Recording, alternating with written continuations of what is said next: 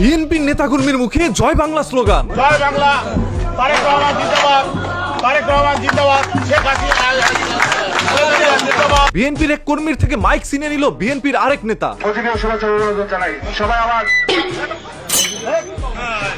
কারণ এত সময় তো মানুষের নাই ভাই বক্তব্য দেওয়ার, এটা বুঝতে হবে আপনাদের। স্টেজের মধ্যে ভরপুর মানুষের আগমন, এরই মাঝে হঠাৎ করে জয় বাংলা স্লোগান দিয়ে দিল।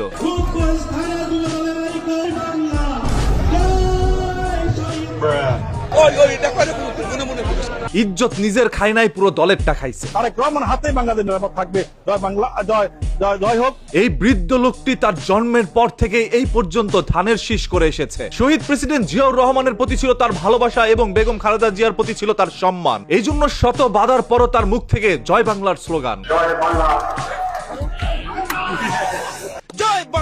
17 বছর জেল খেটেছে, জমি বাড়ি গাড়ি সব বিক্রি করে মামলাগুলো খারিজ করেছে। এরপর স্বাধীনতা পেয়ে হাতের মধ্যে মাইকটা নেওয়া মাত্রই রহমানের আদর্শে জয় বাংলা, জয় বাংলা, মুখে এইভাবে জয় বাংলার স্লোগান, জয় বাংলা। তবে দুঃখের বিষয়, ব্যানার দিকে তাকিয়ে তাকিয়ে তিনি পড়তে চেয়েছিল বারবার, তবে পড়তে পারেনি একবার। স্কুল কলেজ ভার্সিটি সব বাদ দিয়ে দুইটা সিংহারার নেশায় ঘুরেছিল জয় বাংলার স্লোগানে। আর আজ যখন সেই নৌকার পতন হলো, তখন আসলো ধানের শীষে। একজন আওয়ামী লীগের সংগ্রামী সৈনিক, তিনি 17টি বছর একই জায়গায় দাঁড়িয়ে নৌকার পক্ষে মানুষের কাছে ভোট চেয়েছিলেন। জুলাই আন্দোলনের পরে যখন নৌকা খুঁজে পাচ্ছিল না, তখন তিনি ধানের শীষের জন্য সেই একই জায়গায় দাঁড়িয়ে ভোট চাচ্ছে। আজকে এই ওয়ার্ডে বসে আজকে আপনাদের কাছে ধানের শীষে ভোট চাইছি। এইরকম নেতাদেরকে স্মরণ করা প্রয়োজন, প্রজন্মের পর প্রজন্ম। আমরা যারা আছি অবশ্যই আমরা ধানের শীষে সবাই ভোট দেবো। একজন স্লোগান দিচ্ছে জিয়া তোমায় মনে পড়ে, অন্যদিকে একটি বাচ্চা বারবার বলছে জয় বাংলা, জয় বঙ্গবন্ধু। জয় বাংলা, জয় বাংলা, জয় বঙ্গবন্ধু। জয় বাংলার প্রতি তাদের মন থেকে যে ভালোবাসা, সেটা চাইলেই আপনি মুছতে পারবেন না। আর যখন মুছতে পারেন নাই, তখন তাদেরকে আপনাদের দলের মধ্যে অন্তর্ভুক্ত করলেন। মিছিলের মধ্যে জনসংখ্যা বৃদ্ধির জন্য এই সকল মানুষগুলোকে যখনই আপনারা আমন্ত্রণ করলেন, মনে রাখেন সেদিন থেকে জনগণের মন থেকে আপনারা উঠে গেলেন। এবার নির্বাচনে বিএনপি ফেল করবে না, কারণ জয় বাংলা, জয় বঙ্গবন্ধু যে বলেছিল, সে একটা সময় আওয়ামী লীগ করতো, আজ তিনি বিএনপি করছে।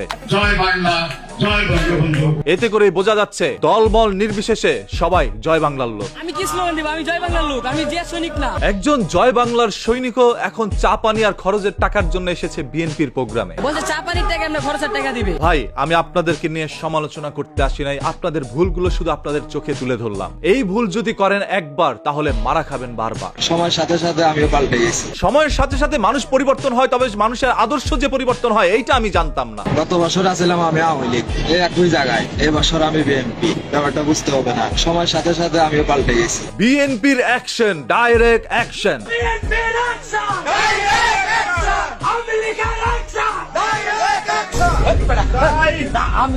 মানে ইজ্জত রাখলো। এই যে এখানে যে বললো আওয়ামী লীগের অ্যাকশন ও ডাইরেক্ট অ্যাকশন, ভাই এদের কি স্টেজ থেকে নামান্ত ভাই, আর এদের সহ্য হচ্ছে না। স্লোগানটি শুনতে ভালোই লেগেছিল, তবে মাঝখানে যে তারা হঠাৎ করে বলে দিয়েছিল ছাত্রলীগের অ্যাকশন, ডাইরেক্ট অ্যাকশন, এই কথাটি হয়তো আপনারা অনেকে শোনেন নাই, তাই সাথে সাথে আবার পরিবর্তন করে বলে ফেললো ছাত্র দলের অ্যাকশন। দেখেন ভাই, লীগ থেকে দলে আসার, দল থেকে লিগে যাওয়া, এরা কিন্তু সবাই আপন ভাইয়ের মতো। যেমন ছোট ভাই করে আওয়ামী লীগ, আর বড় ভাই করে বিএনপি, আর তার বাবা করে জামায়াত ইসলাম। মানে একটি পরিবারে যখন তিনজন তিনটি দলের মধ্যে যুক্ত থাকে, তখন যেই দলের ক্ষমতায় আসুক না কেন, তারাই এলাকার পাতি নেতা।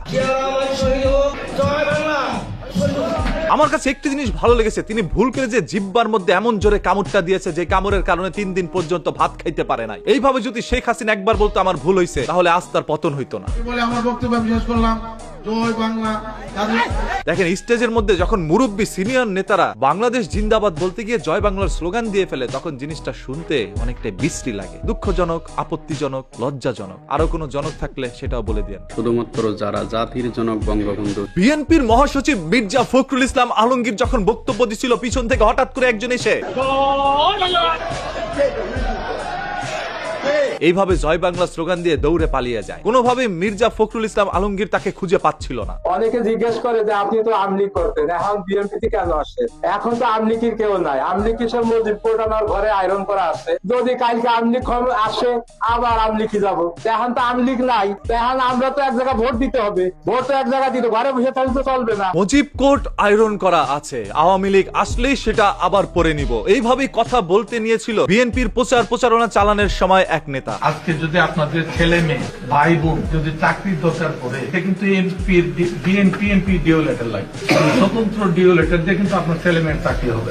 সঙ্গত কারণেই যারা আজকে স্বতন্ত্র করতেছেন, একবার নিজের বিবেকের কাছে একবার জিজ্ঞাসা করেন এই লোকটা কি না পাইছে, দল থেকে কি না দিছে। আমরা আপনাদেরকে বিজির ছাড়াই এখন একটি পরামর্শ দিই, একটু কান পেতে শোনেন ভাই। আজকে যারা আওয়ামী লীগ থেকে এসে বিএনপি, এনসিপি, জামায়াত ইসলাম যা কিছুই করছেন না কেন, মনে রেখেন নির্বাচনের আগে আপনি গিয়ে করছেন আর নির্বাচনটা শেষ হলে তারা এসে আপনাকে করবে। এইটা একদম সোদে আসলে মিলায় নিয়ে। আমাদের দল ছিল তখন দল চুপচাপ নাকি, তখন ভয় দিয়ে পাথা সব করে দিত, তখন কিছু করে না। আর ইউনিট সরকারের বোঝাই পাইয়া ফেজার কোনো পার্কিং বেরিয়েছো ঢাকা শহরে, আমাদের কিছু করে তখন আর পারো না, তখন ঠ্যাং ভাঙিয়ে দিচ্ছে। আজকে জয় বাংলা থেকে এসে আপনারা বিএনপি ঢুকে গিয়েছেন, আপনারা জামাত ইসলামে ঢুকে গিয়েছেন, আপনারা এনসিপি তে ঢুকে গিয়েছেন, আপনারা অন্যান্য দলে ঢুকে গিয়েছেন। তবে আজ যদি এইটা না করে আপনারা প্রবাসের মধ্যে পাড়ি জমাতেন বা একটা ভালো ব্যবসা বাণিজ্য ধরে নিতেন, তাহলে আপনাদের ভবিষ্যৎটা সুন্দর হইত। কারণ শেখ হাসিনার পতনের আগে কিন্তু প্রবাসীরা রেমিটেন্স শাটডাউন করে দিয়েছিল, আর যার কারণে খুব দ্রুতই এই সরকারের পতন হয়। আজ যদি আওয়ামী লীগের সকল সদস্যরা প্রবাসের মধ্যে পাড়ি জমাতো, একটা সময় তারাও রেমিটেন্স যোদ্ধা হতো, এবং তারা যদি তখন রেমিটেন্স শাটডাউন করে দিত, তাহলে যেই সরকারই থাকুক না কেন তারও পতন হইতো। তবে সেই বুদ্ধিমানের কাজটা কিন্তু আপনারা করেন নাই। আপনারা দেশের মধ্যেই রয়েছেন, আপনাদেরকে ভুলভাল বুঝাইছে যে ভাই ভোটটা আমাকে দেন, আমি আপনাকে দেখে রাখতেছি। ততক্ষণ তারা আপনাকে দেখে রাখবে যতক্ষণ পর্যন্ত আপনি ভোটটা না দিচ্ছেন। ভোট দেওয়া শেষ, খোদা হাফেজ।